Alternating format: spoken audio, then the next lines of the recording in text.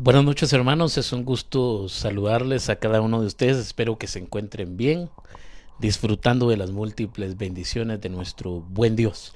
Le voy a pedir un favor. Hoy no estamos utilizando el micrófono que regularmente usamos, así que si le puede subir tal vez un poquito más de volumen a su dispositivo para que me pueda escuchar bien. Qué bueno que nos pueda acompañar en esta hermosa noche y vamos a orar, vamos a pedir la dirección de Dios para que Él nos dirija, para que Él nos guíe, nos dé sabiduría para poder entender su palabra. Oremos, hermanos.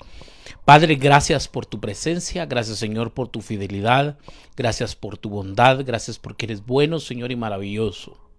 Señor, en esta noche venimos delante de tu presencia, Señor, para rogar de tu dirección, Señor, que nos dirijas, que nos ayudes, que nos dé sabiduría para poder entender, comprender tu palabra, para, Señor, atesorarla en nuestros corazones y, Señor, pues ponerla en práctica en nuestras vidas. Gracias, Señor, por este tiempo. Gracias por el esfuerzo que hacen mis hermanos también de apartar este tiempo, Señor, y querer aprender más de tu palabra. Dirígenos en esta noche en el nombre tuyo, Jesús. Amén y amén. Bienvenidos, hermanos. Qué privilegio que nos puedan acompañar en esta noche y que juntos sigamos en nuestra reflexión y en nuestro estudio del libro de Romanos. Estamos en el capítulo 3 y quiero que leamos del versículo 24 al 26. Ya hemos visto algunas cuestiones aquí que creo yo que son importantes, pero ahora vamos a leer, estamos en el capítulo 3 del libro de Romanos, del versículo 24 al 26. Siendo justificados gratuitamente por su gracia. Ahora, es importante, hermanos, que observemos de que hemos sido justificados. Ahora, la justificación, hermanos, es algo gratuito por su gracia, mediante la redención que es en Cristo Jesús. Esta palabra es importante, hermanos, la palabra redención. Vamos a regresar después a eso, pero esta palabra es importante. Versículo 25. A quien Dios puso como propiciación por medio de la fe en su sangre, para manifestar su justicia a causa de haber pasado por alto en su paciencia los pecados pasados. Versículo 26. Con la mira de manifestar en este tiempo su justicia, a fin de que Él sea el justo y el que justifica al que es de la fe de Jesús. Hace 8 días, mis queridos hermanos, yo les ponía el ejemplo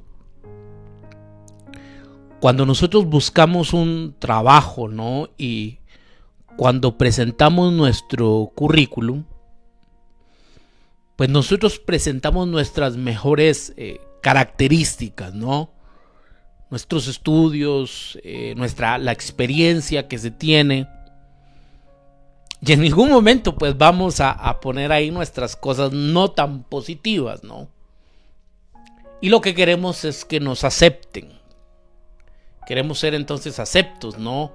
Al empleador o a las personas que nos van a contratar. Y a veces nosotros creemos también que el evangelio es algo parecido, ¿no? Y que también tenemos que mandar nuestro currículum a la presencia del Señor o al cielo, y pues tenemos que calificar, ¿no? Entonces, ya sea por nuestro estudio, por nuestras capacidades, porque somos muy bien portados, y entonces se va a dar un chequecito, ¿no? y por lo tanto entonces vamos a ser aceptados. Pero hermanos, esto no funciona así en el Evangelio. Ya hemos visto, y cabalmente hace 8 días yo hablaba de esta palabra pero, ¿no? Y que nos da esperanza, porque en el capítulo 3, hasta llegar al versículo 20, del versículo 1 al 20, en el capítulo 3, hemos visto, hermanos, nuestra condición, ¿no? No hay justo ni aun uno, dice el versículo 10. No hay quien entienda, no hay quien busque a Dios. Sepulcro abierto, versículo 13, sepulcro abierto es su garganta, como su lengua engañan, veneno de áspides hay debajo de sus labios, no hay temor de Dios. Y esa, hermanos, es la condición del ser humano. Pero, dice el apóstol Pablo, ¿no? Y ese pero, hermanos, nos da esperanza. ¿Cómo puede Dios permanecer justo y declarar justos a los pecadores que merecen su juicio? Vuelvo a repetir, hermanos, la pregunta, y creo yo que es importante que nosotros reflexionemos sobre esto. ¿Cómo puede Dios permanecer justo y declarar justos a los pecadores que merecen su juicio? Como somos pecadores, merecemos entonces su juicio. ¿Y cómo puede permanecer entonces, cómo puede Dios permanecer justo y declarar justos a los pecadores y a los que merecen su juicio?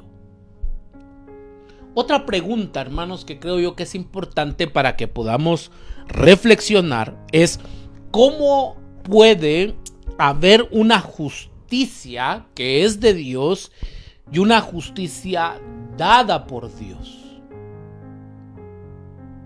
¿Cómo puede haber una justicia que es de Dios y una justicia dada por Dios? La tercera pregunta es: ¿cómo puede un Dios justo justificar el hecho de que nos justifica a ti y a mí? Ahora, hermanos, creo yo que esto es importante. ¿Cómo puede un Dios justo justificar el hecho de que nos justifica a ti y a mí? Nosotros, hermanos, hacemos una evaluación de nuestras vidas y nos damos cuenta entonces de que realmente no llenamos los requisitos para ser justificados por Dios.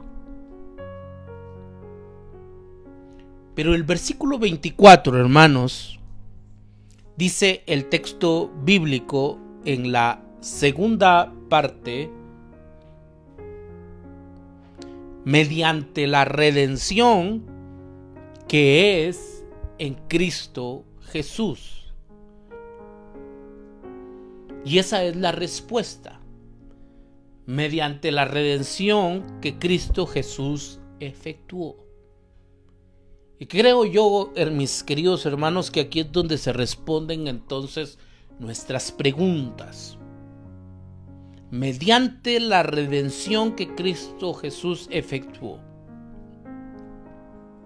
Y la redención, hermanos, por eso dije que esta palabra era importante ahí en el versículo 24, porque la redención es una palabra que nos lleva de regreso al Israel del Antiguo Testamento. Esta es una palabra importante, la palabra redención. En la sociedad agrícola no necesitabas mucho para endeudarte, para tener que venderte, por ejemplo, en esclavitud. Pero sí se necesitaba mucho, posiblemente toda la vida, para salir de ahí.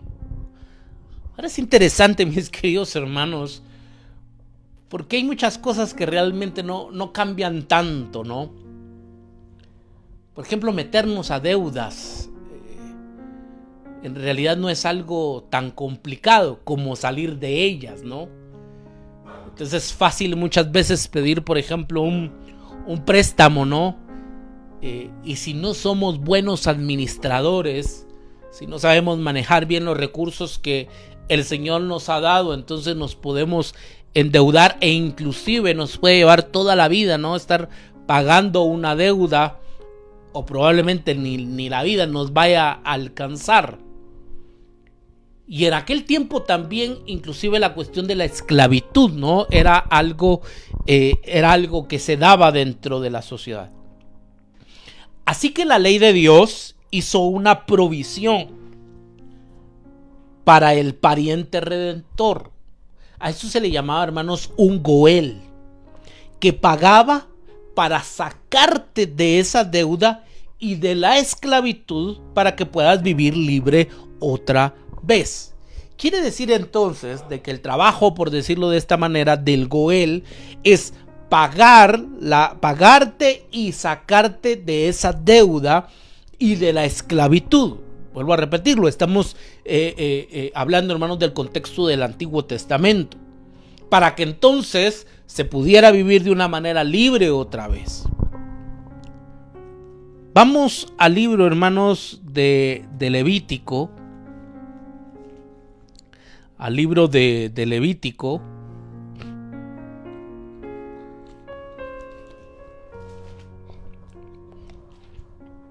Levítico capítulo 25.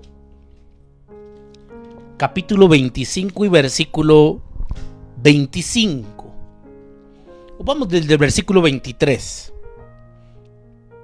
La tierra no se venderá a perpetuidad, porque la tierra mía es, pues vosotros forasteros y extranjeros sois para conmigo. Por tanto, en toda la tierra de vuestra posesión otorgaréis rescate a la tierra. Versículo 25, este es el versículo que me interesa. Cuando tu hermano empobreciere y vendiere algo de su posesión, entonces su pariente más próximo, aquí es donde entra la figura del goel, entonces su pariente más próximo vendrá y rescatará lo que su hermano hubiere vendido. Lo rescatará entonces, rescatará lo que su hermano ha vendido. Por eso decía, mis queridos hermanos, de que este goel pagaba entonces para sacarlo de la deuda y también de la esclavitud para que pudiese vivir libre otra vez. Regresemos, hermanos, a Romanos. Estamos en Romanos capítulo 3 y el versículo 24. Y en la segunda parte del versículo 24 dice: mediante la redención que es en Cristo Jesús. Aquí la palabra importante es esa: redención. Redención. Porque ahora Pablo dice que por medio de Jesús, ahora, hermanos, debemos de enfatizar esto, ¿no? Es por medio de Jesús a nosotros que somos esclavos del pecado, de la muerte y del juicio, a nosotros que nunca podríamos pagar la deuda que debemos, a nosotros la redención, quiere decir la libertad de esa deuda, ser liberados de esa deuda, ha llegado. Y en ese sentido entonces Jesús actúa como un goel, ¿no? Nos rescata, paga la deuda, nos rescata, nos liberta. Pues vamos a leer, hermanos, el versículo 24. Siendo justificados gratuitamente por su gracia. Es algo gratuito porque es por gracia. Y mediante entonces la redención. Ahora, cuando vemos esta palabra redención, hermanos, ya es un contexto de Antiguo Testamento. Y lo leímos en Levítico, ¿no? De este pariente próximo entonces que pagaba la deuda, lo rescataba de la esclavitud para que fuera a ser libre otra vez. Y dice el texto, mediante la redención que es en Cristo Jesús. ¿Que es en quién? En Cristo Jesús.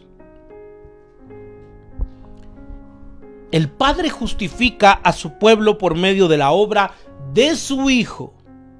Nos redimió cuando lo ofreció como un sacrificio de expiación. Versículo 25. A quien Dios puso como propiciación por medio de la fe en su sangre.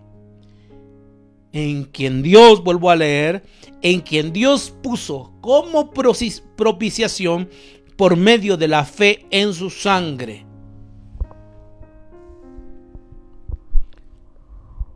Reina Valera, hermanos, y la Biblia de las Américas lo traducen como propiciación, ¿no? Así es como está en nuestras Biblias. La NBI, hermanos, usa el término sacrificio de expiación. Sacrificio de expiación. Ahora quiero explicar esto, hermanos, espero darme a entender. La propiciación incluye la expiación. Vuelvo a repetirlo. La propiciación incluye la expiación, pero es mucho más que eso. Es apartar la ira de Dios.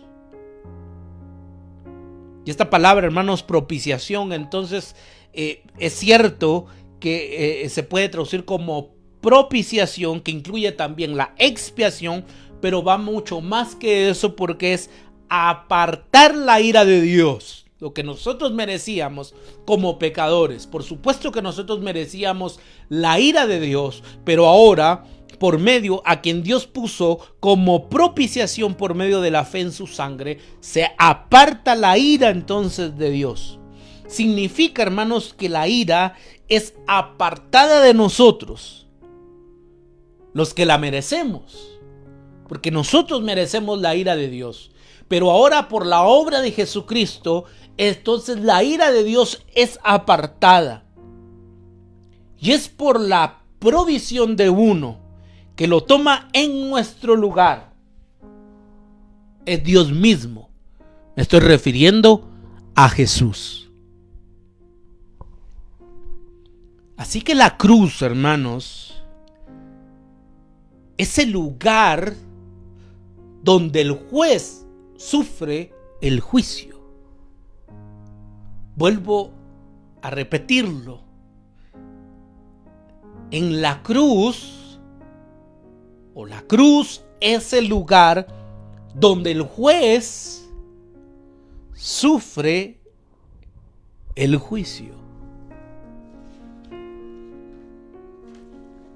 Este fue el plan del Padre y también fue el sacrificio voluntario del Hijo. Él no sufrió porque tuviera que hacerlo, sino porque ama a su Padre y nos ama a nosotros. Él pudo haberlo rechazado, pero escogió sufrir por nosotros. Si Dios no hubiera perdonado porque se volvió indiferente al pecado, es decir, si la única manera en la que podía justificar a su pueblo era renunciando a su papel de juez, eso no sería amoroso para las víctimas del pecado. No nos daría ninguna certidumbre para el futuro y comprometería profundamente el carácter de Dios. No, Dios debe, hermanos, juzgar y así lo hará. Lo increíble es que nos juzgó en la persona de su propio Hijo. Y esto es lo maravilloso y lo increíble, que nos juzgó en la persona de su propio Hijo.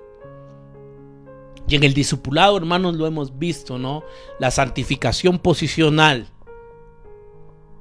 ¿Cómo es posible, hemos meditado, ¿no?, en que nosotros seamos santos delante de Dios? Es decir, pastor, pero si yo todas mis debilidades que tengo, ¿no? Tengo que mejorar en esto, tengo que mejorar en el otro. El Señor me conoce, soy sincero en mi condición. ¿Y cómo puede ser entonces que Dios me vaya a ver santo a mí con tantos defectos que yo tenga? Y la respuesta es porque el Padre ya no nos ve a nosotros, sino que ve el sacrificio de Jesucristo en la cruz del Calvario. Y esa, hermanos, es la santidad entonces posicional. Él nos juzgó, Dios nos juzgó en la persona de su propio Hijo. Dios nos amó tanto a los objetos de su ira, que dio a su propio Hijo para que Él, por su sangre, presentara entonces una provisión para que su ira fuera removida. Y por eso, hermanos, el versículo 25 dice: a quien Dios puso como propiciación por medio de la fe en su sangre. La ira de Dios se apartó de nosotros. Y el texto dice: por medio de la fe en su sangre.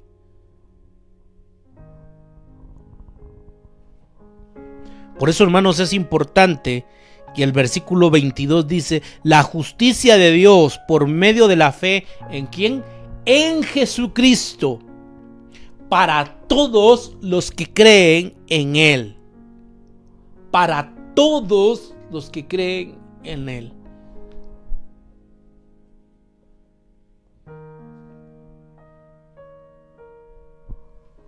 Dios no hace a un lado su justicia, más bien la vuelve sobre sí mismo. La cruz no pone en riesgo ni representa una contradicción entre la ira de Dios y su amor. No lo satisface a medias, más bien satisface completamente tanto la ira como el amor en la misma acción. En la cruz, hermanos, la ira y el amor de Dios, ambos fueron vindicados, demostrados y expresados de una forma perfecta. Ambos resplandecen y se cumplen plenamente. La cruz es una demostración, hermanos, tanto de la justicia de Dios como de su amor que justifica.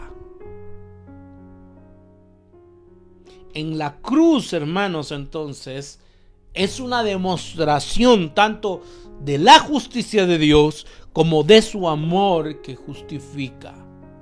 Podemos observar su justicia, pero también su amor. Entender, hermanos, la cruz nos permite entender el versículo 25. El texto continúa y dice, hermanos, en el versículo 25: para manifestar su justicia a causa de haber pasado por alto en su paciencia los pecados pasados. Otra versión dice: anteriormente en su paciencia Dios había pasado por alto los pecados. Si Dios hubiera perdonado real y completamente los pecados cometidos por su pueblo en el Antiguo Testamento, ya no existirían, sin más. Pero Pablo nos está mostrando que no los había perdonado, sino que los había pasado por alto.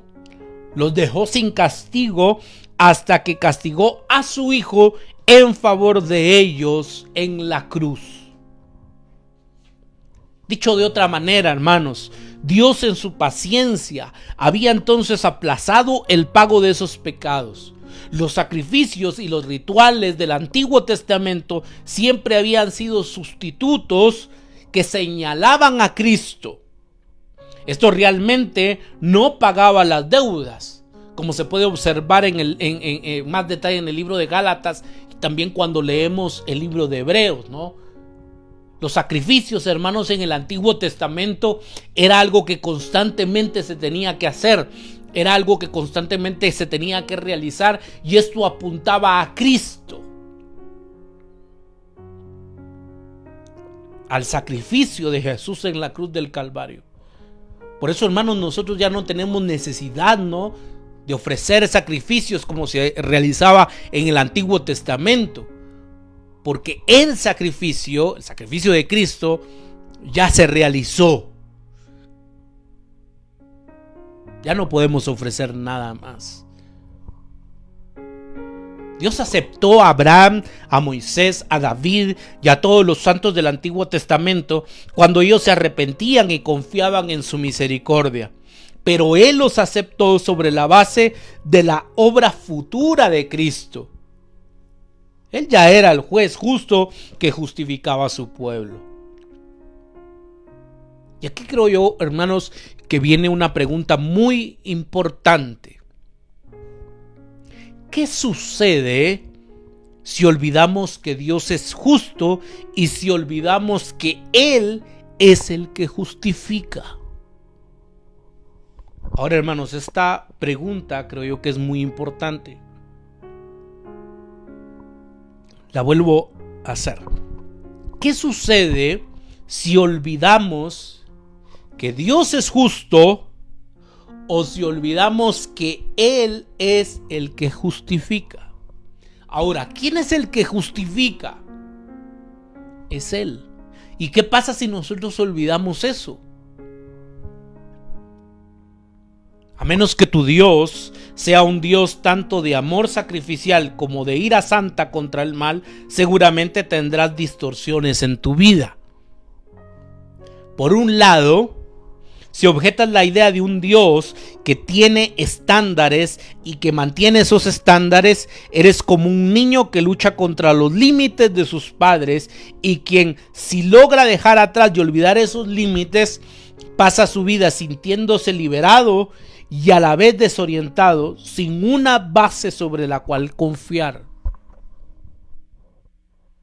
¿Cuál es nuestra base entonces si nosotros confiamos en nuestros logros?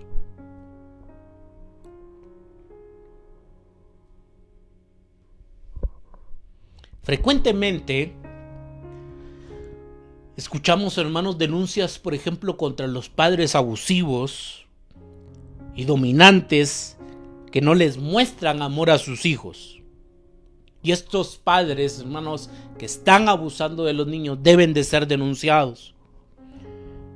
Pero los padres absolutamente también permisivos, que no ponen límites, que no dan guía y que nunca confrontan a sus hijos,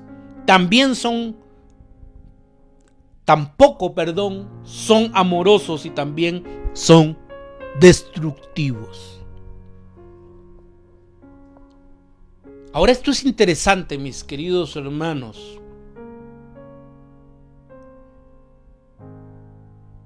En consejería he hablado con algunas personas, unas personas más grandes que yo, ¿no? Y uno de los reclamos muchas veces es ese: mis padres fueron demasiado fuertes, demasiado rígidos, ¿no? En algunos casos hasta hubo violencia física, violencia psicológica, y creo que hubieron muchos excesos. Ahora, en la ley del péndulo, hermanos, el péndulo probablemente estaba aquí, pero ahora se fue al otro extremo, ¿no?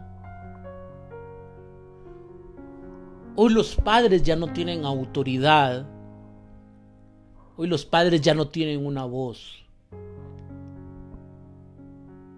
Y lo que los padres no tuvieron de niños, ahora todos se los dan a sus hijos, ¿no? Y ese es un grave error. Porque también esta es una forma de destruir entonces a sus hijos.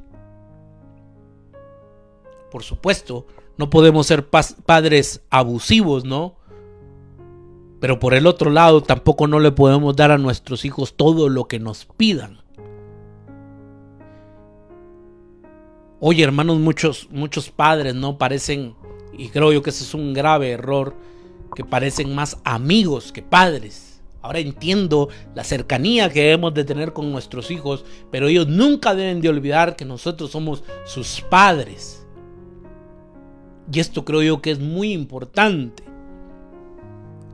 El mundo, hermanos, está lleno entonces lleno de personas criadas con una visión supuestamente sofisticada de un Dios con D minúscula, de un Dios amoroso y bonachón, de un Dios buena onda, ¿no? Como yo decía, bonachón, de un lado del péndulo, el que permite todo, el que nos da de todo, el que no importa cómo nos portemos, porque al final él es bonachón, él es buena gente, él es amoroso, con él todo es paz y amor, ¿no? Él permite todo entonces. Pero espiritualmente se sienten como huérfanos porque no tienen ninguna certeza ni gozan del amor verdadero. De hecho, son huérfanos. Porque ese no es el amor de Dios. Han quedado con un Dios, con D minúscula, que es indiferente y desinteresado. Y que por supuesto no existe. Ese no es el Dios de la Biblia. Por eso he hablado, hermanos, de que Él necesitaba impartir su justicia. Porque Dios es un Dios justo. Pero por el otro lado, también otros conciben un Dios, vuelvo a decirlo con D minúscula, airado, sin gracia. Nunca te dará la motivación para que vivas una buena vida. Por lo tanto, entonces está en los extremos, ¿no? Mucha gente piensa en un Dios bonachón, en un Dios buena gente, en un Dios que nos permite de todo, pero por el otro lado está en un Dios que no tiene gracia, en un Dios airado, en un Dios que constantemente está enojado y que constantemente nos quiere mandar al infierno. Te sentirás aplastado y desalentado o enojado y rebelde. Jamás serás una persona amorosa porque el miedo no puede producir amor.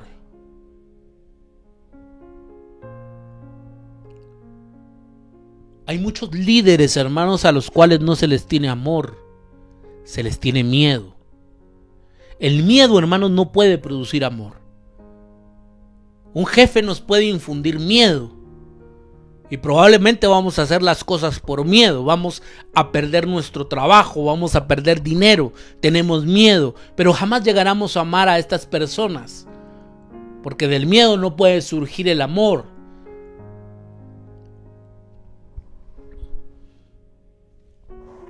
Si tienes un Dios, otra vez con D minúscula, hecho solo de estándares y juicio, serás una persona obsesionada por cumplir estos estándares, incapaz de dar la talla. Mis amados hermanos, aquí la pregunta es: ¿quién puede dar la talla delante de Dios? ¿Quién puede dar la talla? ¿Quién puede, hermanos, llenar los estándares? Y por eso es de que esta gente es infeliz, ¿no? Porque tratan de llenar los estándares, tratan de dar la talla delante de Dios, y es algo que no se podrá realizar, y entonces siempre terminarás escondiéndote de Él.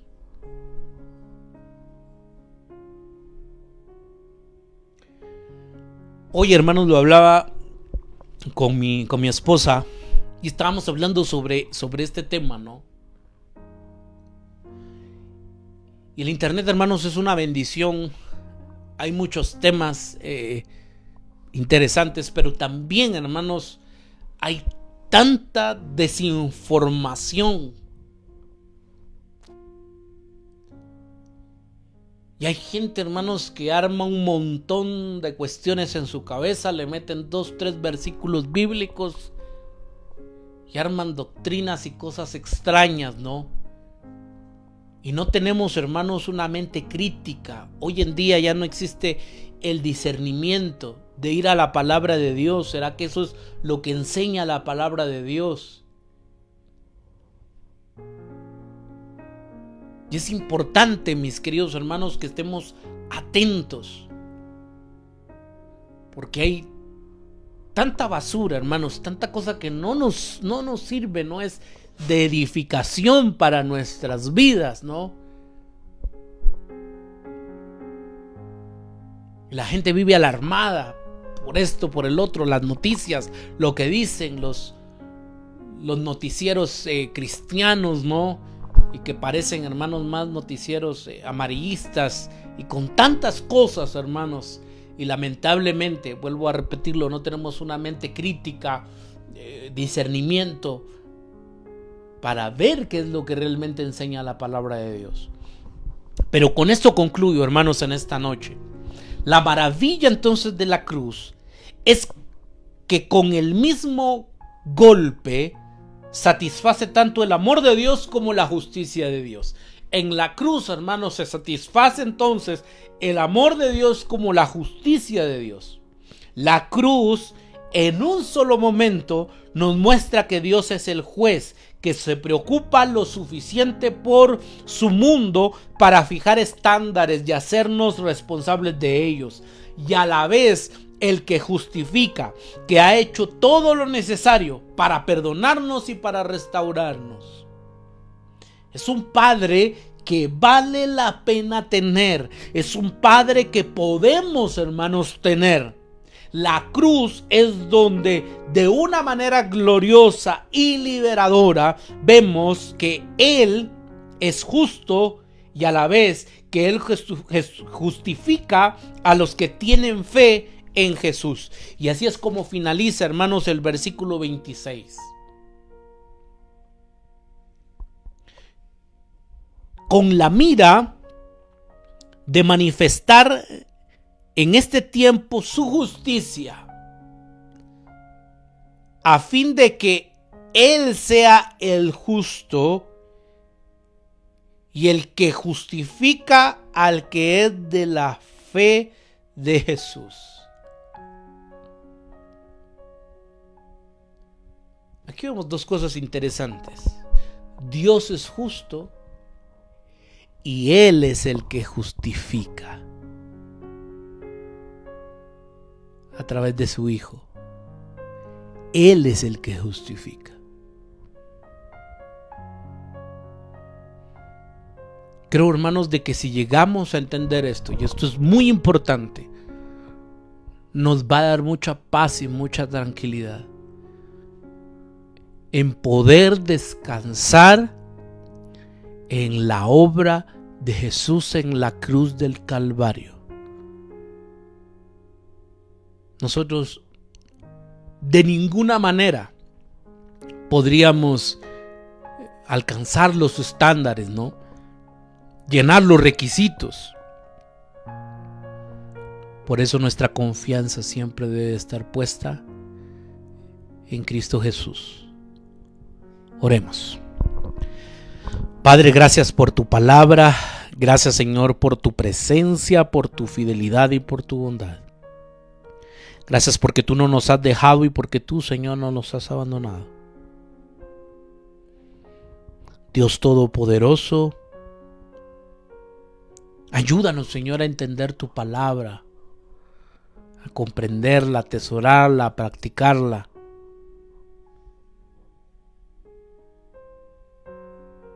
Señor, porque con nuestros propios méritos es imposible alcanzar tu gracia, es imposible llenar los requerimientos. Nuestra confianza, Señor, siempre debe de estar puesta en ti, Jesús, en la cruz del Calvario. Gracias, Señor, porque Por tus méritos nosotros somos salvos. Nosotros somos justificados. Descansamos en ti, Señor. Gracias porque nuestra confianza está puesta en ti. Te pido, Señor, que guardes a mis hermanos, guárdales, protégeles, llénales de tus ricas y abundantes bendiciones. Guarda su salida, su entrada. Señor, que podamos concluir esta semana con tu paz y con tu bendición. Te lo rogamos, Señor, y te lo suplicamos. Gracias porque eres bueno, porque eres maravilloso, porque tú eres digno, Señor, de toda gloria y de toda honra. Guarda a mis hermanos, Señor, protégeles de la mano del impío, de la mano del enemigo, de todo accidente, de todo virus, Señor, de toda enfermedad. Todo te lo pedimos en el nombre tuyo, Jesús. Amén y amén. Qué bendición poderles saludar, mis queridos hermanos. Están cordialmente invitados este domingo a las 9:30 de la mañana. Damos inicio a nuestro servicio presencial. Será un privilegio poderles saludar y poderles ver. Por favor, síganos en nuestras redes sociales. En Facebook nos encuentra como Ministerio Renacer. En Instagram nos encuentra como Ministerio Renacer Guatemala. Y también nos puede buscar en YouTube. Ahí nos encuentra como Ministerio Renacer Guatemala. Por favor, suscríbase. Eso nos ayuda bastante si le da like. Active la campanita también para que les lleguen las notificaciones cuando se suban los videos. Si comparte los videos también, eso nos ayuda bastante. Mis queridos hermanos, que tengan una feliz noche. Dios les bendiga y les guarde.